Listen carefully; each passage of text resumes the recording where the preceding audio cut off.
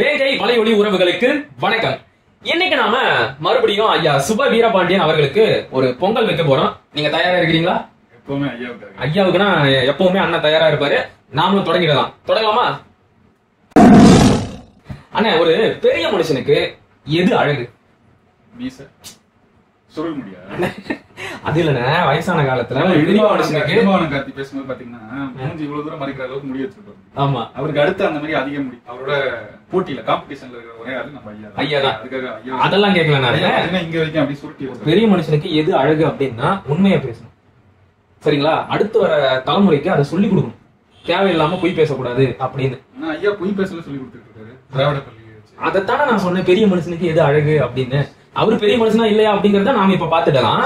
ஆனா ஐயா என்ன தெரியுமா பண்றாரு? தன்னுடைய வயசுக்கும் அந்த வயசுக்கு ஏத்த நடத்தைக்கும் கொஞ்சம் கூட சம்பந்தமே இல்லாம போற இடத்துல எல்லாம் நாம் தமிழர் கட்சியை பத்தியும் அண்ணன் சீமானை பத்தியும் வாய் கூசாம ஒரு பொய்யை திரும்ப திரும்ப சொல்லிக்கிட்டே இருக்காரு. முக்கியமா ஒரு 2 கேள்வியை கையில வச்சுக்கிட்டு, என்கிட்ட 2 கேள்வி இருக்குது சாமி, எனக்கு உண்மை தெரிஞ்சே ஆகணும், நான் அதுக்கு பதில் வாங்கியே தீருவேன் அப்படின்னு ஒரு என்கிட்ட 2 இருக்குது அப்படிங்கிற மாதிரி 2 அப்பட்டமான ஒரு பொய்யான கருத்து. அதை நம்ம என்னைக்கு சொன்னதே கிடையாது. ஆனா அதை கையில வச்சுக்கிட்டு அவரும் எனக்கு பதில் வேணும் அப்படின்னு சுத்திக்கிட்டே இருக்காரு. இன்னைக்கு அதுக்கு பதில் கொடுக்க போறோம். அவர் தொடுக்கின்ற முதல் கேள்வி என்னவெனில், நீங்க தமிழ் தேசியம் பேசுறீங்க, ஆனாலும் எதுக்கு நாடாளுமன்ற தேர்தலில் போட்டி போடுறீங்க? இதான் அவருடைய முதல் கேள்வி. இதுக்கு வரலாற்றுல இருந்து முதல் ஒரு பதில சொல்லிட்டு நிறைய பதில், ஒரு பதில இல்லாம நிறைய பதில் ஐயா சொல்லுவேன். சரி. அதுல என்னன்னா, திமுக எப்பல இருந்து தேர்தலில் போட்டியிட ஆரம்பிச்சாங்க? 49 கட்சி ஆரம்பிச்சு 56 57 வாக்குல இருந்து முடிவு செய்யறாங்க. 57 போட்டியிடுறாங்க. 57ல 15 பேர் தேர்வு செய்யப்படுறாங்க. அதுக்கு பிறகு 62 தேர்தல்ல அந்த 15 பேர்ல காமராஜர் முடிவு பண்ணி இவங்க எல்லாரையும் தோற்கடிக்கணும்னு வேலை செய்யறாரு. அதுல 14 பேரை தோற்கடிச்சிடறாங்க. தோற்கடிக்கப்படாத ஒரே நபர் அந்த தேர்தல்ல கருணாநிதி. அதுவும் தொகுதியை மாத்திடுறாரு. சரி, அது விடுங்க, அது அவரோட விருப்பம். அதுக்கெல்லாம் எல்லாருக்கும் உரிமை இருக்கு, அது பண்ணிக்கலாம். அந்த தோர்த்து போன 14 பேர் இருக்காங்க. 57ல தேர்வு செய்யப்பட்ட 15 பேர்ல 14 பேர் 62ல தோக்குறாங்க. அந்த 14 பேர்ல ஒருத்தர் அண்ணா. ஆமா, சரியா? அந்த அப்ப தோக்கும் போது அது இல்லாம ஒரு 49 பேர் புதுசா தேர்ந்தெடுக்கப்படுறாங்க. அது விடுவோம். அந்த தோற்கடிக்கப்பட்ட அண்ணா அதுக்கப்புறம் நாடாளுமன்றத்துக்கு போறாரு. ஏன் இப்ப குறிப்பிட்டு கேக்குறேன்னா, நாடாளுமன்றத்துக்கு அண்ணா எதுக்கு போனாரு? ஏன்னா 63 வரைக்கும் திராவிட நாடு கேட்டார். சரிதானே? திராவிட நாடை எதுக்காக கைவிட்டாரு? அது பிரிவினை தடை சட்டம் கொண்டு வந்தாங்க. அதுக்கு மேல கட்சியை தடை பண்ணிடுவாங்கன்றதுக்காக அண்ணா திராவிட நாடு அப்படியே காரணங்கள் அப்படியே இருக்கின்றன. ஆனா கோரிக்கையை மட்டும் விட்டுறோம். நம்ம சுப வீரபாண்டியன் ஐயா உருட்டுறது போல அந்த காலத்துக்கு உருட்டுது. அங்கிருந்துதான் தொடங்கி இருக்குன்னு நினைக்கிறேன். எல்லாமே கற்றுக்கொண்டது அங்கதானே. அதனால ஆசான்களிடம் இருந்து அவர்கள் அப்படியே பின்பற்றி நடக்கிறார்கள். திராவிட நாடு கேட்ட நீங்க ஏன் நாடாளுமன்றத்துக்கு போனீங்க அப்படிங்கறது உங்களுடைய கேள்வி. முதல் கேள்வி, சரியான கேள்வி. இந்த கேள்விக்கு ஐயா பதில் சொல்லட்டும். போனது மட்டும் இல்லாம அங்க போயிட்டு I belongs to Dravidian stock அப்படின்னா அன்னைக்கு பேசினாரு தெரியுமா? அதான் இன்னைக்கு வரைக்கும் இவனுங்க உருட்டிக்கிட்டு இருக்காங்க. ஆமா, இருக்கா? இப்போ அந்த கேள்விக்கு பதில ஐயா தேடி தெரிஞ்சுக்கிட்டோம். இப்ப இந்த நிகழ்கால ஐயாவுடைய கேள்வி நம்மள நோக்கி வச்சிருக்காங்க. கேள்விக்கு வருவோம். இது 2016ல நாம் தமிழர் கட்சி வெளியிட்ட ஒரு ஆட்சியின் வரைவு. அதனால இத ஐயா படிச்சிருப்பாருன்னு நம்புறேன். ஏன்னா அந்த காலத்துல இதை படிச்சுட்டு திராவிட தரப்புல பல பேர் உருண்டுட்டு இருந்தாங்க. நீங்க இதை படிக்கலன்னு வச்சுக்கோங்க. இது பழைய புத்தகம், படிக்காம விட்டாரு. இந்த தேர்தல்ல பரப்புரை செஞ்சார்ல, நாம் தமிழர் கட்சி திட்டினார்ல, இதை படிக்காம என்ன மண்ணாங்கட்டி திட்டினாரு முதல்ல தெரிஞ்சுக்கணும். ஏன்னா இது இந்த தேர்தலுக்கு 2024 நாடாளுமன்ற தேர்தலப்ப வெளியிடப்பட்ட ஒரு ஆட்சி வரைவு. இதுல நாம் தமிழர் கட்சியோட கொள்கை என்ன, எதுக்காக நாடாளுமன்றத்துக்கு போறோம், இங்க காங்கிரஸ் பாஜகவும் எங்களுக்கு ஒண்ணுதான் அப்படின்னு சொல்றோம். அது ஏன் சொல்றோம் அப்படிங்கிறதுக்கு தெளிவான விளக்கத்தை முதல் கட்டுரையிலே கொடுத்திருப்போம். அடுத்ததுல பாத்தீங்கன்னா மாநில உரிமைகளை அடகு வைத்த திமுக அப்படிங்கிறது இருக்கும். அது தாண்டி 3வது தான் நாடாளுமன்றத்தில் நாம் தமிழர். இதுல மிக தெளிவா ஐயா கேட்கறதுக்கான விடை இருக்கு. இங்க அவர் படிக்கல மாட்டாரு, என்ன இருக்கு அப்படிங்கறத சுருக்கமா நீங்களே சொல்லிருங்க. இதுல ஒற்றை மயமாக்கல் இருக்குல்ல, இதை எதிர்க்கணுங்கிறது முதல் ஆழமான கருத்தா இருக்கு. 2வது என்னன்னா, இந்த 16ல வெளியிட்ட புத்தகத்துல இருந்து நம்ம சொல்றது இது தேசிய இனங்களின் கூட்டுதான் அப்படிங்கிறது. இது அண்ணாவே சொல்லியிருக்காரு. ஆமா, இது யூனியன் ஆஃப் ஸ்டேட்ஸ் இருக்கு, ஃபெடரேஷன் ஆஃப் நேஷன்ஸ் இருக்கணும்னு அண்ணா சொன்னாரு. ஆமா, அந்த அண்ணா சொன்னதையும் நீங்க ஒழுங்கா படிக்காதனால தான் இன்னைக்கு அவர் படிச்சிருக்காரு. ஏற்கனவே ஒரு பேட்டியில பேசும்போது அண்ணாவுடைய கனவு என்ன அப்படின்னா, நீங்க சொன்ன மாதிரி இது யூனியன் ஆஃப் த ஸ்டேட்ஸ் கிடையாது, இது ஃபெடரேஷன் ஆஃப் நேஷன்ஸ். அவர் என்ன கற்பனை பண்ணாரு அப்படின்னா, திராவிட நாடு அப்படின்னா அந்த தென் மாநிலங்கள் இருக்கு தெரியுமா, கர்நாடகா, ஆந்திரா, தமிழ்நாடு, கேரளா, இது 4த்தையும் சேர்த்து திராவிட நாடு. அதுக்கப்புறம் மற்ற இந்திய துணைக்கண்டத்தில் இருக்கின்ற மற்ற தேசிய இனங்களுக்கான நாடு, இது எல்லாத்தையும் சேர்த்து ஒரு கான்ஃபெடரேஷனா அண்ணா கனவு கண்டாரு. உங்களுக்கு இருக்கலாம், எங்களுக்கு இருக்க கூடாதா? நாங்க என்ன சொல்லி இருக்கிறோம் அப்படிங்கறத எங்களுடைய வரைவை எடுத்து படிச்சு பாருங்க. அதனால நான் சொல்றது ரொம்ப அதிகமா இல்ல. இது வெறும் இந்த 2 பக்கம் வச்சிருந்தாருன்னா அவர் கேட்கறதுக்கு ஓரளவுக்கு பெரிய அளவுலயாவது ஒரு பதில் கிடைச்சிருக்கும். கிடைக்கலனாலும் நம்ம சொல்லுவோம் ஐயாவுக்கு, ஐயா எவ்வளவோ படிக்கிறாரு, இந்த திராவிட இலக்கியங்கள்ல இருக்கிற பொய்களை படிச்சு ஐயா விட்டுறதுனால நீதான் சொல்ற, நான் சொல்லல, பாத்துக்கோ. இதுல என்னன்னா படிச்சிருப்பாரு. அதுல ஒரு கருத்தை மட்டும் சொல்றேன். இது தொடக்கத்துல இருந்து அண்ணன் சொல்றாருன்னு ஐயாவுக்கும் தெரிஞ்சிருக்கேன். ஐயா நம்ம கூட அண்ணனோட பேச்சு சிலதை பார்க்காம விடலாம், ஐயா விட மாட்டார். அந்த அளவுக்கு கவனமா எல்லாத்தையும் பாக்குறவரு. அவரவர் நிலத்தை அவரவர் ஆள்வோம், இந்தியாவை கூடி பேசி ஆள்வோம். இது முதல்ல சொல்றாரா இல்லையா? கண்டிப்பா. ஐயாவே பல இடத்துல இதை பத்தி விமர்சிச்சிருக்காரு. அப்புறம் எதுக்கு புதுசா கேக்குறாரு? கூடி பேசி ஆளணும்னா என்ன செய்யணும்? ஒரு கூட்டாட்சியை முன் வைக்கிறாரு. அதுக்கு அங்க போய் உட்கார்ந்து பேசினா கண்டிப்பா அங்க போகவே மாட்டோம், நாங்க இங்கேயே இருப்போம் அப்படின்னா எப்படி அதை செய்ய முடியும்? ஃபெடரேஷன் ஆஃப் நேஷன்ஸ் அண்ணா சொன்ன கருத்தை எடுத்துக்கிறோம்னா அந்த எந்த நேஷன் நம்ம ரெப்ரசென்ட் பண்றது, நம்ம பிரதிநிதித்துவப்படுறது தமிழ் நேஷனை வந்து அப்போ ரெப்ரசன்டேஷன் அப்படி மாத்தணும் அப்படின்னா அது எங்க போய் மாத்துவீங்க? நாடாளுமன்றத்துக்கு போய் தான் மாத்தணும். அதுக்கு போகணும் தானே? கண்டிப்பா. அப்ப நாடாளுமன்ற தேர்தலில் போட்டி கண்டிப்பா. இந்த அடிப்படை அறிவு கூட ஐயாவுக்கு இருக்காது, ஐயாவுக்கு தெரியாது. அண்ணா ரெண்டாவது அவருக்கு புரியுற மாதிரி இன்னும் கூட எளிமையா சொல்றேன். நாம நினைக்கிற மாதிரி ஒரு பெடரேஷன், ஒரு கூட்டாட்சியை கொண்டு வரணும், அதுக்கு ஏத்த மாதிரி இந்திய அரசியலமைப்பு சட்டத்தை திருத்தணும் அப்படின்னா கூட நமக்கு இருக்கிற ஒரே வழி இந்த இந்திய அரசியலமைப்பு சட்டம் நமக்கு வழங்கி இருக்கின்ற இந்த நாடாளுமன்ற தேர்தல் தான். அந்த வாய்ப்பை பயன்படுத்தி தான் நாம நாடாளுமன்றத்துக்குள்ள நுழைந்து மற்ற தேசிய இனங்களையும் இந்த கொள்கைக்காகவும் கோட்பாட்டிற்காகவும் இணங்க செய்து அவங்களை வச்சு ஒரு கூட்டாட்சியை நாம உருவாக்க முடியும். இங்க நீங்க சட்டங்களை மாத்தணும் அப்படின்னா, அரசமைப்பு சட்டத்தை மாத்தணும் அப்படின்னா நீங்க வேற வழியே இல்ல, எல்லாரோடும் சேர்ந்து இந்திய நாடாளுமன்றத்துல பேசினாதான் முடியும். நீங்க பல முறை பாத்தீங்கன்னா நாம் தமிழர் கட்சி நிகழ்ச்சிகள் நடத்தும் போது காஷ்மீர் போராட்ட வீரர்களை கூட்டிட்டு, பெங்கால்ல இருக்கிற பஞ்சாப் போராளிகளை கூட்டிட்டு, பஞ்சாப்ல இருந்து கூட்டிட்டு, நாகாலாந்து போராளிகள் வந்து அவங்களை கூட்டிட்டு வந்திருக்கோம், திரிபுரால இருந்து கூட்டிட்டு வந்திருக்கோம். இந்த மாதிரி எல்லா நாடுகளையும், ஏன் கேரளா, ஆந்திரா, கர்நாடகால இருந்து கூட தேசிய இன அரசியல் பேசுறவங்கள கூட்டிட்டு வந்து நிகழ்ச்சிகள் நடத்திருக்கோம். இப்ப நான் சொல்றது கடந்த 3 ஆண்டுகள்ல நடந்தது ஐயா எடுத்து பார்த்திருந்தா கூட ஐயாவுக்கு தெரிஞ்சிருக்கும்.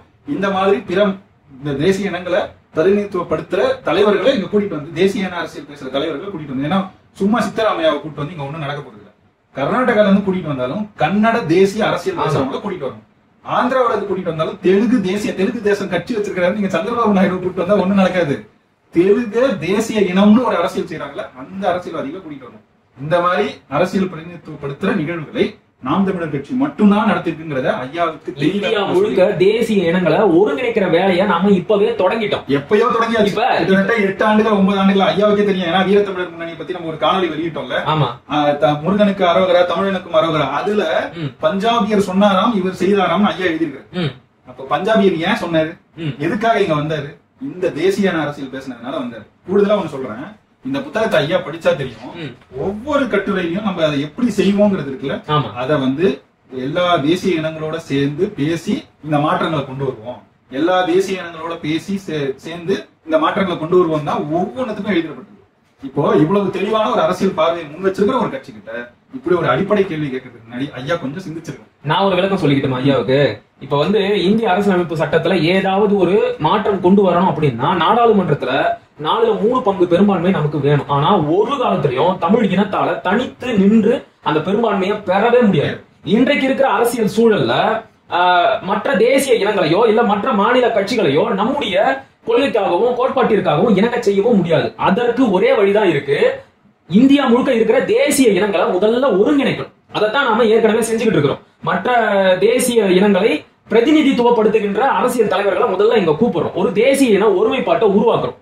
அதன் பிறகு அவங்க மாநிலத்துல அவங்க தேர்தல போட்டியிட்டு நாடாளுமன்றத்திற்கு வரும்போது அவனுடைய உரிமைக்காக நான் நிற்பேன், என் உரிமைக்காக அவன் நிற்பான். ஏதாவது ஒரு திருத்தம் கொண்டு வரணும் அப்படின்னா கூட எல்லாரும் கூடி பேசி ஒரு முடிவுக்கு வந்து நான் ஒரு திருத்தத்தை கொண்டு வரும். இதுதான் நாம சொல்ற அந்த கூட்டாட்சி தத்துவம் அப்படிங்கிறது. இதுல எது செய்யணும் அப்படின்னாலும் நமக்கு இருக்கிற வழி ஒன்னே ஒண்ணுதான், இந்த இந்திய அரசியலமைப்பு சட்டம் நமக்கு வழங்கி இருக்கின்ற ஒரே வழி நாடாளுமன்ற தேர்தல் மட்டும்தான். அதன் வழியா போய் தான் நாம விருப்பப்படுறதை அடைய முடியும். ஐயாவுக்கு இது தெரியாம இல்லைங்க, வேணும்னே நம்மள வந்து சீனி பாக்குறான், நமக்கு இதெல்லாம் தெரியுதா தெரியலையா அப்படின்னு. நாங்க தயாரா இருக்கிறோம், விவாதிக்க உங்களுக்கு துணிவு இருந்தா நீங்க தாராளமா வரலாம், வேங்கைக்கே வரலாம். அரங்கம் தயாராக இருக்கிறது. இதுல என்னன்னா நம்ம ரொம்ப கண்ணியமா நடக்கும். என்னைக்கும் ஐயா எதுவும் தவறு, நீங்க அவர் வரும்போது நான் எப்படி மரியாதை கொடுக்குறேன்னு மட்டும் பாருங்க. இவன் தான் கொஞ்சம் மரியாதை எல்லாம் பேசுவாங்க, அவனையும் நான் மாத்திடுறேன், நான் திருத்திடுறேன். நீங்க வாங்க, தைரியமா வாங்க. நாங்க திராவிடர்கள் மாதிரி, அதாவது நீங்களே ஒரு மேடை போட்டு ஐயா மணியரசனை கூப்பிட்டு இவ்வளவு நக்கல் பேச்சு பேசுறாரு, மணியரசன் ஐயாவை கூப்பிட்டு அதுல கேளுங்க, மேடை ஏத்தி தமிழ் தேசியமா திராவிடமா பேசிக்கிறாங்க. கடைசியில தமிழ் தேசியம் வென்றது போல ஒரு தோற்றம் அங்க உருவாயிடுச்சு. ஐயா பேசின பேச்சு அப்படி மணியரசன் ஐயா அடிச்சு நொறுக்கிட்டாரு, வெளுத்து விட்டாரு. எல்லாம் பண்ண பிறகு அவர் அடிக்க போயிட்டாங்க. எனக்கு ஆமாமா, ஒருத்தர் உங்களை நம்பி ஒருத்தர் உங்களோட அரங்குக்கு வந்து கருத்துவாதம் செஞ்சா நீங்க தானே கருத்து உரிமை போராளிகளாச்சு. கருத்தாளர்களே வென்றிருக்கணும். அவரை ஏன் அடிக்க போனீங்க? ஏன் ரவுடித்தனம் பண்ணீங்க? சரி, எல்லாம் சரி, நீங்க தான் கருத்து உரிமை போராளிகள்ல. அந்த காணொலியை ஏன் இன்னைக்கு வரைக்கும் வெளியிடல? ஐயா இத்தனை கேள்வி 2 கேள்வி வச்சார்ல, நான் ஒரு கேள்வி அவருக்கு, இந்த கேள்விக்கு பதில் சொல்லுங்க ஐயா. அந்த காணொலியை எப்ப வெளியிடுங்க? சங்கம் 4 தானே? சங்கம் 4 ஜெகத் கெஸ்பர் நடத்தின நிகழ்ச்சி தமிழ் நிலத்துல அதோட முன்னோட்டம் வெளியிடப்பட்டது. இன்னைக்கு வரைக்கும் என் நினைவு சரிமா அந்த முன்னோட்டம் இன்னும் இருக்கு. ஆனா அந்த காணொலி இன்னைக்கு வரைக்கும் வெளியாகல. ஏன்? ஜெகத் கெஸ்பர் தான் வெளியிடலாம் நீங்க சொல்லாதீங்க. ஜெகத் கெஸ்பரியா அந்த காலகட்டத்துல அந்த கேள்வியை கேட்டிருக்காங்க. அது கொஞ்சம் காலத்துல வெளியிடுவோங்கிற மாதிரி தான் அவர் சொன்னாரு. ஏன் வெளியிடல? அவர் வெளியிடலன்னா வெளியிடுங்கன்னு அழுத்தம் கொடுக்குற இடத்துல நீங்க இருக்கீங்கல்ல. எத்தனை செய்திக்கு நீங்க போயிட்டு உங்க தலைமைகள் கிட்ட பேசி செய்றீங்க. நாம் தமிழர் கட்சி திட்டுறதுக்கு எத்தனையோ பேரை போன் பண்ணி அரங்கம் கேட்டெல்லாம் செஞ்சீங்கல்ல. அப்போ ஒரு காணொலி கருத்து வாதம் தான் செஞ்சிருக்காங்க. கருத்தாடல் நிகழ்வு தான் அது. அந்த கருத்தாடல் நிகழ்வு வெளியிடுறதுக்கு உங்களுக்கு எங்க இவ்வளவு வயசாச்சு இல்லைன்னா அந்த தோல்வியை ஏத்துக்கிற பக்குவமோ மனநிலையோ அவர்கிட்ட இன்னும் வரவே இல்லை. இப்ப இந்த ஒரு விஷயத்த சொன்னீங்கல்ல, ஏற்கனவே இன்னொரு விஷயத்த சொன்னீங்களே, ஞாபகம் இருக்கா? வெளிச்சம் டிவில, வெளிச்சம் தொலைக்காட்சியில மதன் ரவிச்சந்திரனுக்கு ஒரு பேட்டி கொடுத்தாரு.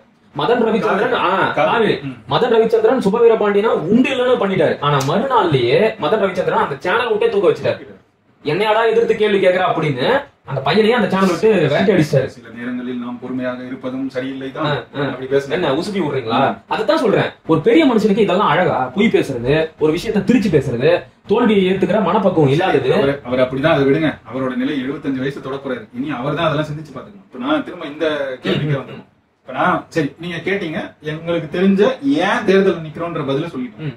தேசிய இனங்களின் அரசியலை பேசுறதுக்கும் அதை மீட்டெடுப்பதற்கும் இங்கதான் போய் பேச வேண்டியிருக்கு. நாடாளுமன்றத்தில் தான். சட்டமன்றத்தை விடவும் கூடுதலாக நாடாளுமன்றத்தில் தான் வேலை செய்ய வேண்டியிருக்கு. அதுக்காக செய்யும்.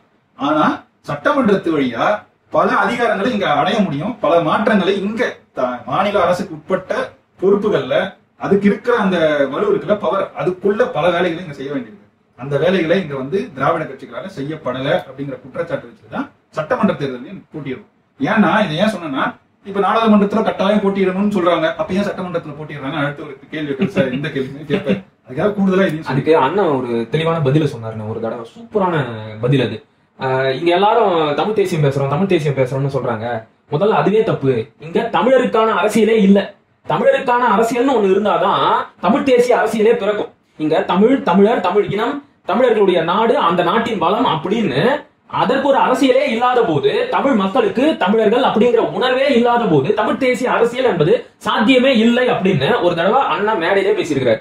அப்ப இங்க என்னன்னா, முதல்ல தமிழருக்கான ஒரு அரசியல் தேவைப்படுது. அந்த அரசியலை பேசுகின்ற கட்சி தான் நாம் தமிழர் கட்சி. அதனுடைய இன்னொரு அதிகபட்ச இலக்கு தான் தமிழ் தேசியம் என்பது. முதல்ல தமிழருக்கான அரசியலை நாங்க செய்யறோம். அதற்கு நாங்க தமிழ்நாடு சட்டமன்றத்துக்குள்ள போக வேண்டியது இருக்கு. ஏன்னா எங்களுடைய மொழி, எங்களுடைய இனம், அதனுடைய அடையாளம், பண்பாடு, கலாச்சாரம், இந்த நாட்டின் வளம் எல்லாத்தையும் நாங்க பாதுகாக்கணும். அதுக்கு எங்களுக்கு இந்த அதிகாரம் வேணும். அதன் பிறகுதான் நாங்க தமிழ் தேசியத்தை நோக்கி நகர முடியும். ரொம்ப தெளிவா படிநிலையா வைக்கணும்னா முதல் சட்டமன்றத்தை அடையணும். ஆமா, நாடாளுமன்றத்தை அடையணும். இது முதல் இலக்கு.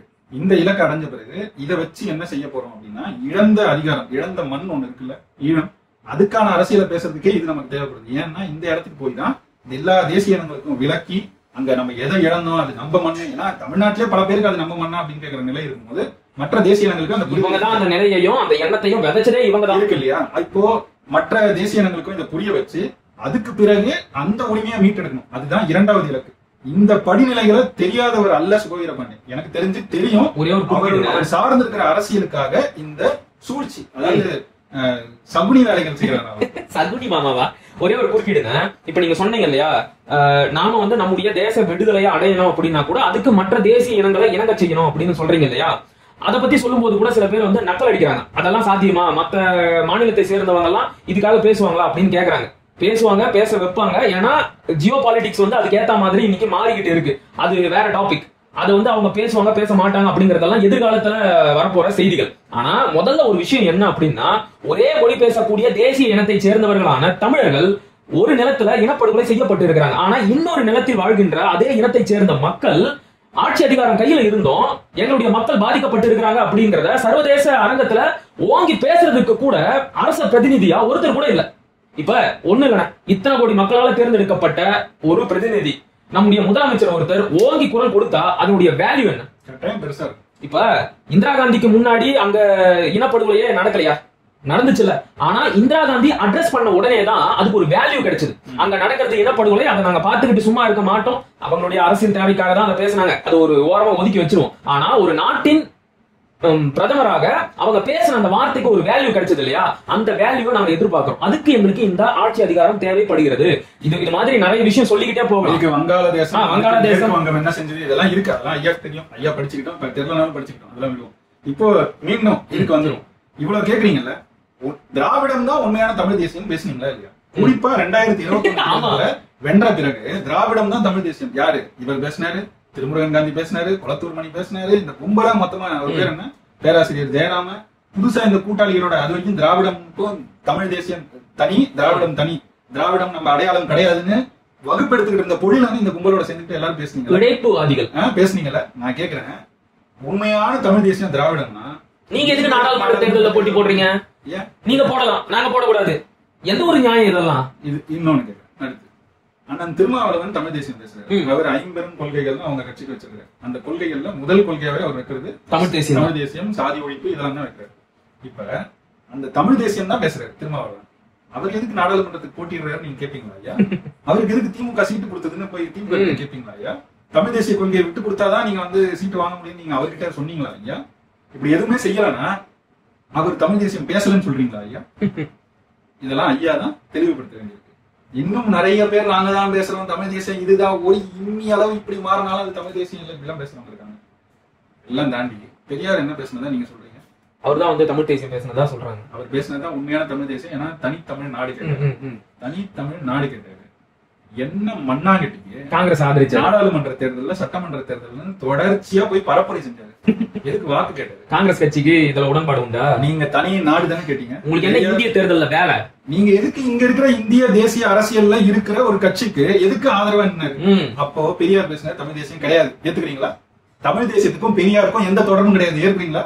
தமிழ் தேசியம் பேசுறாரு, தனித்தமிழ்நாடு கேட்டாருன்னா அவர் பேசினதான் தமிழ் தேசியம் இவ்வளவு நாள் உருட்டினீங்கன்னா எதுக்காக இந்திய தேசியம் பேசின காங்கிரஸ்க்கு, காமராஜருக்கு, அவருக்கு பிறகு பக்தவச்சலத்துக்கு, அதுக்கு பிறகு இதை ஏத்துக்கிட்ட அண்ணாவுக்கு, அதுக்கு பிறகு கருணாநிதிக்கு, எம்ஜிஆர் வரைக்கும் கூட எம்ஜிஆருக்குலாம் ஒரு வாக்கு கேட்கல. ஆனா ஒரு மேடையில வந்து எம்ஜிஆர் இருக்கும்போது என்ன எல்லாரும் சொல்றான் ஆட்சிக்கு வரவனை எல்லாம் ஆதரிச்சு பேசிக்கிட்டு இருக்கான் அப்படின்னு. எனக்கு என்ன, நாளைக்கு இவரே ஆட்சிக்கு வந்தாலும் இவரே ஆதரிச்சு பேசுவேன் அப்படின்னு பேசினாரு. இப்ப இவங்க எல்லாருமே நான் கேட்ட வரைக்கும் குறைஞ்சது காமராஜர், பக்தவச்சலம், அண்ணா, அதுக்கு பிறகு கருணாநிதி, இவங்க எல்லாருமே யாரு? இந்திய தேசிய அரசியலை ஏற்றுக்கொண்டவர்கள், அதிலும் காங்கிரஸ் இந்திய தேசியத்தின் முகமாக பார்க்கப்பட்டவர்கள். இவங்களுக்கு எல்லாம் சட்டமன்றம், நாடாளுமன்றம் எல்லா தேர்தலையும் போய் வாக்கு கேட்டாரு. எது கேட்டாரு? அப்ப அவர் பேசினது தமிழ் தேசியம். அதுலயும் பார்ப்பனர்களுக்கே போய் வாக்கு கேட்டாரு. காங்கிரஸ் கட்சியின் வேட்பாளராக நின்ன பார்ப்பனர்களுக்கே போய் வாக்கு கேட்டாரு. இத கூட ஓரவைங்க, அது வந்து இங்க இவர் பேசுற கேட்டிருக்கிற கேள்விக்கு அது கொள்கைக்கு முரணானது, அதுக்கெல்லாம் உருட்டுவாங்க நிறைய உருட்டு, அதை விடுங்க. நான் கேட்கறது இவர் இப்ப கேட்டிருக்கிற கேள்வி தமிழ் தேசியம் பேசுறவங்களுக்கு நாடாளுமன்ற தேர்தல்ல என்ன வேலை, அதுதான் நாங்க கேட்கிறோம். தமிழ் தேசியம் பேசினாரு, தனித்தமிழ்நாடு கேட்ட பெரியாருக்கு தனித்தமிழ்நாடு கேட்கிற போராட்டம் தானே முன்னெடுக்கப்பட்டிருக்கணும். எதுக்காக இந்திய நாடாளுமன்ற தேர்தலுக்கு வந்து வாக்கு கேட்கிறாரு? அதுவும் எதுக்கு இந்திய தேசிய காங்கிரஸுக்கு வாக்கு கேட்டாரு? ஐஎன்சி. நான் கடைசியா இந்த கேள்வி தொடர்பா ஒரே ஒரு செய்தி மட்டும் சொல்லிக்கிறேன். இன்னைக்கு இருக்கிற இந்திய அரசியலமைப்பு சட்டம் என்பது எப்படி இருக்கு, எப்படி வடிவமைக்கப்பட்டு இருக்கு அப்படின்னா, இப்ப நம்ம கிட்ட ஒரு இடத்தை கூட பெறாத பாஜக வேற ஒரு இடத்துல பெரும்பான்மை பெற்று நம்ம தலைமையில எந்த ஒரு அழிவு திட்டத்தையும் திணிக்க முடியும். இப்ப நான் உனக்கு எந்த ஒரு ரெப்ரசன்டேஷனும் கொடுக்கல, என் ஸ்டேட்ல இருந்து உனக்கு ஒரு சீட்டு கூட இல்ல. ஆனா நீ என்ன பண்றனா, மத்த எல்லா ஸ்டேட்ல இருந்தும் உனக்கு தேவையான பெரும்பான்மையை பெற்றுக்கிட்டு என் தலைமையில கூட அணு உலையை கொண்டு வந்து இறக்குற, நியூட்ரினோ ஆய்வகத்தை கொண்டு வந்து இறக்குற. ஆனா இதை என்னால தடுக்க முடியாது அப்படிங்கிற மாதிரியான ஒரு அரசியலமைப்பு இருக்கு. பாத்தீங்களா, இது எவ்வளவு கொடுமையான விஷயம். குறைஞ்சபட்சம் அது வேணாம் அப்படின்னு சொல்றதுக்காவது நான் அங்க போக வேண்டியது இருக்கு, நான் அங்க பேச வேண்டியது இருக்கு.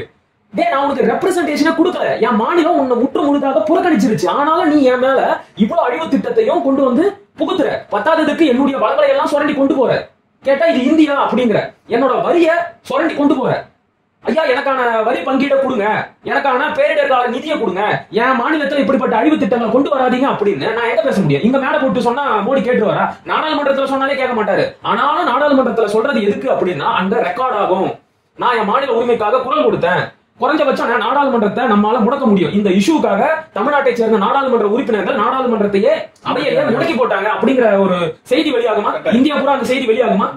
மனசாட்சி இருக்கிறவங்கள அது உழுக்குமா? என்னடா சும்மா சும்மா அந்த மாநிலத்தை போட்டு சீட்டிக்கிட்டே இருக்க, அங்க போய் இவ்வளவு அழிவு திட்டம் தேவையா? இது மட்டும் இல்லாம நம்ம முதல்லயே சொன்னது போல அங்க போய் பேசும்போது தான் மற்ற மாநிலத்தை சேர்ந்த நாடாளுமன்ற பேசி அங்க இந்த அரசியலை கடத்த முடியும். கடத்தி அவங்களே நம்ம வழி கொண்டு வரதுக்கான வேலையை செய்யறது தான் இந்த தமிழ் தேச அரசியல். அவ்வளவுதான். இப்போ ரெண்டாவது கேள்வி என்ன? ரெண்டாவது கேள்வி அதுக்கு முன்னாடி ஐயா இந்த முதல் கேள்விக்கு இவ்வளவு பதில் சொல்லியிருக்கோம். ஒரு 1/4 மணி நேரம் 20 நிமிடம் சொல்லியிருக்கோம். அதை ஐயா கேட்டுட்டு ஐயாவுடைய மேலான கருத்துக்களை ஐயாவும் சொல்லட்டும். சரி, நீங்க மட்டும் ஐயா கிட்ட கேட்டுக்கிறேன். நாகரிகமா பேசிருக்கோம். நீங்க இந்த சில்வண்டுகளை வச்சுட்டு கெட்ட கெட்ட வார்த்தையா பேசுறவன், பொறுக்கித்தனமா பேசுறவன், இவனை வச்சு பதில் சொல்ல வைக்காதீங்க. அவனுக்கு கருத்தா ஒண்ணுமே சொல்ல தெரிய மாட்டேங்குது. இல்லையா? அதிகார மட்டத்துல இருந்து இறங்கி வந்துட்டு அப்படிதான் பேசணும்னா அதிகார மட்டத்துல இருந்து இறங்கி வந்துட்டு எங்க கூட பேசுங்க. அதெல்லாம் நாங்களும் பேச பாக்குறது. ஐயாவே பதில் சொல்லட்டும். இந்த பொறுக்கி பசங்களை வச்சு பதில் சொல்ல வைக்கிற வேலை செஞ்சாருன்னா ஐயா தோத்துட்டாருன்ற மாதிரி எடுத்துக்கிட்டு அதுக்கு மேல ஐயாக்கு நான் ஐயா எத்தனை கேள்வி கேட்டாலும் நம்ம பதில் சொல்ல வேணாம் அப்படின்னு நான் கடந்து போய் சாமி எனக்கு ரெண்டாவது உண்மை தெரியாது. இல்லைன்னா அந்த பொறுக்கி பசங்களுக்கு எல்லாம் நான் பெரும்பாலும் பதில் சொல்றது இல்லை. நான் தவிர்த்துட்டு போயிருவேன். அது மாதிரி தவிர்த்துட்டு போயிருவேன். ஐயா வந்து பொறுக்கி பசங்க ஃப்ரெண்ட்ஷிப் வச்சிருக்கலாம். நான் ஐயாவுக்கு மட்டும் அதுல பேசுற ஒருத்தனுக்கு மூளைக்கும் மதுக்குமே வித்தியாசம் தெரியாது. அவன் ஒரு மூளைக்கும் அவன் சொல்லாதீங்க, ஆபாசமா போயிடும். சரி, நான் என்னன்னா நான் சொல்ல வந்தது ஐயாவுக்கு தான் மதிப்பு, இவனுக்கு இந்த பொறுக்கிகளுக்கு கிடையாது. அதனால பொறுக்கிகள் பேசுறத ஓரமாச்சு. அதுல கூட கொஞ்சம் ஓரளவுக்கு பொறுக்கிதனமா பேசாம பேசுற ஒரு தம்பி இருக்காருன்னு நினைக்கிறேன். நான் பார்த்த வரைக்கும் கொஞ்சம் கருத்தா பேசுவாரு. அவர் வேணா கூட ஏதாவது படிச்சவர் பேசிக்கலாம். அது பேசிக்கலாம். ரெண்டாவது கேள்வி என்னவெனில், இத எந்த மேடையில எங்க அண்ணன் சொன்னாருன்னு எனக்கு தெரியவே இல்லை. ஆனாலும் உருட்டிக்கிட்டே இருக்காரு. அதிபர் ஆட்சி முறையா கேக்குறாரு, அதிபர் தேர்தலை கேக்குறாரு அப்படிங்கிறாரு. நான் பார்த்ததே கிடையாது. எங்க அண்ணன் இப்படி பேசினாரு எனக்கு தெரியாம எங்கேயாச்சும் பேசிட்டாரா? இல்ல இருந்தா எனக்கு அனுப்புங்க. இல்ல ஐயாவுக்கு மட்டும் தனியா பேசி அனுப்புனாரு. ஏன் தனியா பேசிக்கிறாரா அண்ணன் தெரியல. ஏன்னா ஒரு செய்தி சொல்லட்டுமா? சொல்லுங்க. ஐயாவுக்கும் முன்னாடி வரலாற்று எல்லாம் கொஞ்சம் சுவைச்சு பாக்குறதுக்கு இருக்கும். ஐயா வந்து இந்த தமிழர்னு அரசியல் பேசிட்டு இருந்த காலகட்டம், தமிழர் இயக்கம் கூட ஏதோ ஒண்ணு வச்சிருந்தாங்க. அதுல வந்து ஐயாவும் எங்க தெரியாத ஐயாவும் தியாக ஐயாவும் ஒன்னா இருந்தாங்க. சரி, ஒன்னா இருந்துட்டு ஒரு கட்டத்துல பிரியுறாங்க. 90கள்ல தான் அது நடக்குது. அந்த பிரிவு 2 பேரும் தனித்தனியா போறாங்க. தனித்தனியா போகும்போது தான் தியாக ஐயா போயிட்டு தமிழ் ஏதோ ஒரு இயக்கம் வச்சாரு. அவர் கூட தான் இன்னைக்கும் நம்ம கட்சியில இருக்கிற அன்பு தென்னரசு அண்ணா இவங்க எல்லாம் வந்து தியாக ஐயாவோட போய் தான் அம்பத்தூர்ல பள்ளி நடத்தினார், தாய் தமிழ் பள்ளி நடத்தினார். அதுல எல்லாம் இவங்க கூட சேர்ந்து அப்படியே வேலை செஞ்சாங்க. அந்த காலகட்டத்துல பிரிஞ்சு வந்தப்போ சுபவீர பாண்டியன் ஐயா தொடங்கினதுதான் விடுதலை புலிகள் இயக்கம். சரியா? விடுதலை புலிகளுக்கு இங்க இருந்து வேலை செய்யறதுக்காக விடுதலை புலிகள் இயக்கம். விடுதலை புலிகள் இயக்கத்துல அண்ணன் சீமானும் ஐயா சுபவீர பாண்டியனோட இருந்திருக்கிறார் அப்படிங்கிறது ஒரு கூடுதல் செய்தி சொல்றேன். சரி மேல சொல்லுங்க. அதான் சொல்லுங்க, எப்ப அண்ணன் வந்து அதிபர் ஆட்சி முறை வேணும் அப்படின்னு கேட்டாரு. அண்ணன் வந்து அதிபர் அப்படிங்கிற சொல்லையே அந்த சொல்லாடலையே வந்து ஒரு முறை தான் பயன்படுத்திருக்காரு. அதுவும் அந்த கலாட்டால அந்த தம்பி ஒருத்தரோட நேர்காணல் பழனிசாமி பேர் எனக்கு தெரியல. அவரோட தேவேந்திரன் அவரோட நேர்காணல தான் நினைக்கிறேன். மற்றபடி அண்ணன் அந்த அதிபருங்கிற சொல்ல வந்து இங்க ஆட்சி முறைக்கு பயன்படுத்தினது. நான் எப்படி புரிஞ்சுக்கிறேன்னா ஐயா சொல்றது ஐயா வந்து தவறா புரிஞ்சுக்கிட்டோ இல்ல சொல்லும் போது அதை தவறாவும் சொல்றேன்னு நினைக்கிறேன். பிரசிடென்ட் எலெக்ஷன், பிரசிடென்ட்டுக்கு வந்து தேர்தல் வைக்கணும்னு நம்ம சொல்றோம். அந்த புத்தகத்துல இவருக்கு வந்து ஜனாதிபதிக்கு வந்து தலைவருக்கு தேர்தல் வேணும்னு சொல்லி அதுல கருத்து இருக்கு. அந்த கருத்தை தான் ஐயா இப்படி புரிஞ்சுக்கிறாரு, தப்பா புரிஞ்சுக்கிட்டு கேட்கிறாரு. ஐயா உங்களை மாதிரி இல்ல, உங்க கூட பேசுறவங்க மாதிரி இல்ல, உங்களை மாதிரி நான் சொல்ல மாட்டேன், அவ்வளவு உங்களை நான் இறக்கல. ஆனா இந்த புத்தகத்துக்கு பேர் வந்து ஹவு கவர்மெண்ட்ஸ் ஒர்க். சரியா? இதுல உலக அளவுல இருக்கிற எல்லா ஆட்சி முறைகள், அந்த ஆட்சி முறைகள்ல எப்படி செயல்படுது, இங்கே பாத்தீங்கன்னா எத்தனை முறையான ஆட்சிகள் இருக்கு அப்படிங்கறதுதான் இருக்கும். இதுல வந்து monarchial rule, theocratic rule, democratic rule, military rule. டெமோக்ராட்டிக்லயே பாத்தீங்கன்னா parliamentary democracy, multi party democracy, presidential democracy, presidential regimes, அப்புறம் நான் பார்ட்டி டெமோக்ரஸி, அப்புறம் single party rule, transitional rule, bi party, இதெல்லாம் இருக்குல்ல. யூஎஸ் எல்லாம் வந்து 2 இரட்டை கட்சி பை பார்ட்டி. இந்த மாதிரி இது வந்து இவ்வளவு இருக்கு. இதுல ஒவ்வொரு நாடு, அந்த நாடு எப்படி இயங்குது, அந்த நாட்டை பத்தின ஒரு சுருக்கம், அந்த நாட்டுல இந்த எந்த முறை பின்பற்றப்படுது, அதை எப்படி பின்பற்றுறாங்க, இது எல்லாமே இருக்கு. இது இந்த மாதிரி ஒரு புத்தகம் இருக்குன்னா உங்க கூட உட்காந்து பேசுற பொறுப்பு எனக்கு தெரிஞ்சிருக்காது. நான் அதையும் சொல்லிட்டு இதெல்லாம் படிச்சவங்க ஐயா, இந்த மாதிரி வேலைகள்ல ஈடுபடுறவங்க இதெல்லாம் படிச்சவங்க. அதாவது இவ்வளவு பெரிய புக்லாம் வேணாம். மறுபடியும் நான் சொல்றேன், இத வந்து நாடாளுமன்ற தேர்தல் அறிக்கையில நான் சொல்றேன் நாடாளுமன்ற தேர்தல் அறிக்கையில ரொம்ப விளக்கமா கொடுத்திருக்கிறோம். அதாவது மக்கள் ஆட்சிக்கு எதிரானவை அப்படின்னு சொல்லிட்டு சில விஷயங்களை கொடுத்திருக்கிறோம். அதாவது இந்த நாட்டின் முதல் குடிமகனோ தேர்ந்தெடுக்கப்படுவது என்பது மக்களால தான் இருக்கணும். எம்எல்ஏ எம்பிய நான் ஓட்டு போட்டு தேர்ந்தெடுக்கிற மாதிரி இந்த நாட்டின் முதல் குடிமகனையும் நானே ஓட்டு போட்டு தேர்ந்தெடுக்கணும். அதுதான் மக்களாட்சிக்கு அழகு அப்படிங்கறதான் இந்த தலைப்பின் கீழே சொல்லியிருக்கிறோம். அது மட்டும் இல்லாம இதுல இன்னும் நிறைய இருக்கு. மாநிலங்களவையில சீர்திருத்தம் கொண்டு வரணும் அப்படின்னு சொல்லியிருக்கோம். குடியரசுத் தலைவர் அந்த தேர்தல் சொல்லிருக்கேன் ஏன் அப்படிங்கிறது இருக்குல்ல. இதுல ஐயா வந்து ஒண்ணு தவறா புரிஞ்சுக்கிறாரு. குடியரசுத் தலைவருக்கு தேர்தல் வச்சிட்ட பிறகு குடியரசுத் தலைவர் தான் அதிபர் ஆயிடுறாரு, அவர் தான் ஆட்சி செய்ய போறாருன்னு நினைக்கிறாரு. இல்ல, அப்படிலாம் கிடையாது. காரணம் என்னன்னா, மக்களை சந்திக்காமலே ஒருத்தர் ஒரு பதவிக்கு வந்துட முடியும்னா மக்கள் நலன்ல அவங்க அக்கறை கொள்வாங்க நம்ம எடுத்துக்க முடியாது. சிம்பிளா சொல்லணும்னா ஜெய்சங்கரும் நிர்மலா சீதாராமன் மக்கள் நலன் அவங்களுக்கு முதன்மை கிடையாது. அவங்க வந்து மக்களுக்கு அவங்கள பிடிக்குதோ பிடிக்கலையோ அவங்க எப்படியோ அந்த பதவிக்கு வந்துருவாங்க அப்படிங்கிற தெனாவட்டுல அவங்க என்ன வேணா செய்ய நினைப்பாங்க, முற்படுவாங்க. அப்ப அதை தடுக்கணும்னா நீ மக்களோட நம்பிக்கையை பெற்று அந்த இடத்துக்கு வா அப்படின்னு சொல்லுவாங்க. அதாவது அவங்களுக்கு இருக்கிற பவர்ஸ் இருக்குல்ல, அவங்க என்னென்ன செயல்கள் செய்யலாம் அது எதையுமே நம்ம மாத்த சொல்றோம். இன்றைக்கு இருக்கிற அதே அளவான உரிமைகள் தான் குடியரசுத் தலைவர்கள். ஆனா அவர் தேர்ந்தெடுக்கப்படணும்னு சொல்றோம். காரணம், குடி அரசு தலைவர், குடிகளின் அரசு, மக்களின் அரசு தலைவர் அப்படின்னா மக்கள் அரசின் தலைவர் மக்களால் தேர்ந்தெடுக்கப்பட்டவராக இருக்க வேண்டும். ஒன்று. இரண்டாவது, மக்களால் தேர்ந்தெடுக்கப்படணும்னா மக்களை புரிந்தவராக இருந்தாதான் மக்கள் நம்பிக்கை வச்சு போடுவாங்க. அப்படி போட்டா அவங்க அந்த இடத்துல உட்காரும் போது உண்மையிலேயே மக்கள் நலன் சார்ந்து சிந்திப்பாங்க.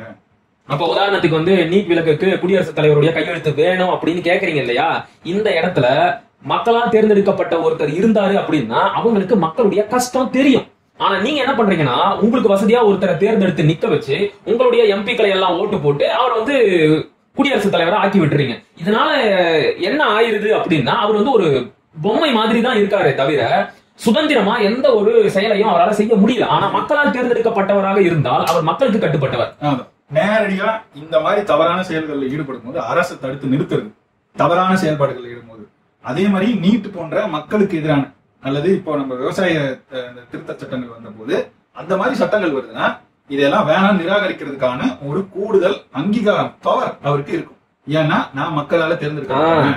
மோடி இப்போ போயிட்டு இப்ப இருக்க அம்மையார் கிட்டயோ அல்லது இதுக்கு முன்னாடி இருந்த ஐயா ராம்நாத் கோவிந்த் கிட்டயோ இவங்க கிட்ட எல்லாம் போயிட்டு மோடி ரொம்ப இப்படி எல்லாம் இருக்கிறது இல்ல, கேட்கிறாரு செஞ்சிடறாங்க. ஏன்னா அவர் தான் அவங்களால உட்கார வச்சிருக்காரு. இப்படி எல்லாம் இருக்கிறத விடுங்க, ராம்நாத் கோவிந்த் அப்படி நடந்து போகும்போது அவருக்கு ஒரு மரியாதைக்கு கூட வணக்கம் வைக்கல. இப்படி இருக்குல்ல, மக்களால தேர்ந்தெடுக்கப்பட்டிருந்தா மோடி அவர்கிட்ட இப்படி நடந்துக்க முடியுமா? முடியாது. இவ்வளவுதான். இதுல என்னன்னா ரெண்டு பேரை தேர்ந்தெடுத்து வச்சுட்டு அவங்களுக்குள்ள மோதல் உருவாக்கணுங்கிறது இல்ல, தெளிவா சொல்லிடுறோம். இதுல அழுத்தம் திருத்தமா சொல்லப்பட்டிருக்கு. அவங்களுக்கு கூடுதலான எந்த உரிமையும் நம்ம கேட்கல, இருக்கிற உரிமை தான். ஆனா மக்களால தேர்ந்தெடுக்கப்பட்ட அவங்க மக்களுக்காக செயல்படுவாங்க, அதுக்காக இது இருக்கட்டும். அதாவது நான் மீண்டும் ஒரு முறை சொல்றேன், இதுல இருக்கு, நான் ஏற்கனவே படிச்சு காமிச்சது போல பிரசிடென்சியல் டெமோக்ரஸின்னு ஒண்ணு இருக்கு. ஐயா அதுதான் நினைச்சுக்கிட்டு குழப்பிக்கிட்டு அதிபர் ஆட்சி முறை அப்படின்னு கேக்குறாரு. இங்க அதிபர் ஆட்சி முறை வேற, அது இருக்கு மொனார்கியல். அது வந்து பாத்தீங்கன்னா ஒரே தேசிய இனத்திற்கான அரசுல வேணும்னா அது வந்து மன்னராட்சி மாதிரின்னு வச்சுக்கோங்க. அந்த மாதிரியும் இருக்கு, அதிபர் ஆட்சி முறைகளும் இருக்கு. மன்னராட்சி முறை, அதிபர் ஆட்சி முறை இதெல்லாம் ஒன்னா சேர்த்து போட்டதான் இவங்களோட திராவிட ஆட்சி முறை. ஏன்னா அவங்க குடும்பத்தை சேர்ந்தவங்க மட்டும் தான் சொல்றீங்க. சரியா? அது நம்ம அப்படி கூட கேட்கல. இதுல இருக்கிற பிரசிடென்சியல் டெமோக்ரஸி யுஎஸ்ஏ எல்லாம் இருக்குல்ல, யுனைடெட் ஸ்டேட்ஸ் ஆஃப் அமெரிக்கா, அங்கெல்லாம் இருக்கிறது போல அதிபர் ஆட்சி முறையை நம்ம கேட்கல. இப்ப இருக்கிற அதே உரிமை தான். ஆனா இங்க தேர்ந்தெடுக்கப்படுற குடியரசுத் தலைவர் மக்களால தேர்ந்தெடுக்கப்படும். இப்ப இவ்வளவு தெளிவா சொல்லிட்டோம்ல, ஐயாவுக்கு புரிஞ்சிருக்கும்னு நம்புறேன். அப்ப நாங்க பேசினது ஒண்ணு, இவரு புரிஞ்சுக்கிட்டது ஒண்ணு. அது என்னமோ பெரிய கிடுக்குப்பிடி கேள்வி மாதிரி. எங்கிட்ட ரெண்டு கேள்வி இருக்குது. பயந்துட்டோம். உங்களுக்காகவும் தான் பேசி இருக்கிறோம். இவங்களோட படத்தை போட்டு திமுக அரசு நீக்கப்பட்டது, இது மாதிரி இன்னொரு தடவை நடந்துடக்கூடாது அப்படிங்கறதுனால 356 நீக்கணும் அப்படின்னு பேசி வச்சிருக்கிறோம். தயவு செஞ்சு ஐயா வாங்கி படிங்க. என்னமோ எங்களுக்கு எல்லாம் படிப்பறிவே இல்லாத மாதிரி, எங்களுக்கு அரசியலே தெரியாத மாதிரி இருக்குது. இதுல என்னன்னா நீங்க கேள்வி கேட்கறதுல சிக்கல். மீண்டும் ஒரு முறை சொல்றேன், உங்களை மாதிரி அறிவார்ந்தவர்கள் கேள்வி கேட்பதும் அதற்கு இந்த தரப்புல இருந்து பதில் சொல்றதும் ஒரு ஆரோக்கியமான இருக்கும். ஆனா என்ன நடக்குதுன்னா, நீங்க கேள்வி கேட்டுட்டு அதுல ஒரு நக்கல் 2 காணொலியில இந்த கேள்வி கேட்டிருக்கீங்க. அதுல நீங்க தனியா பேசுற காணொலியில இந்த கேள்விகளுக்கான பதிலை உங்கள் அண்ணனிடம் கேட்டு விடாதீர்கள், அவருக்கு இதற்கெல்லாம் விடை தெரியாது. உங்களுக்கு ஒண்ணு சொல்லட்டுமா, இந்த புத்தகத்துல இருக்கிற ஒவ்வொரு எழுத்தும் அண்ணனோட எழுத்து. சரியா? இதுக்கு மேல நான் அதை பத்தி சொல்ல விரும்பல. ஐயாவுக்கு தேவை விட்டு இருந்தா பரவாயில்ல, அவரை விட்டு விடுங்கள். உங்கள் பேராசனை கேட்டு சொல்லுங்கள். அதான் அவர்கிட்ட வாங்க நட்டி பத்தல உனக்கு, அப்படிதானே?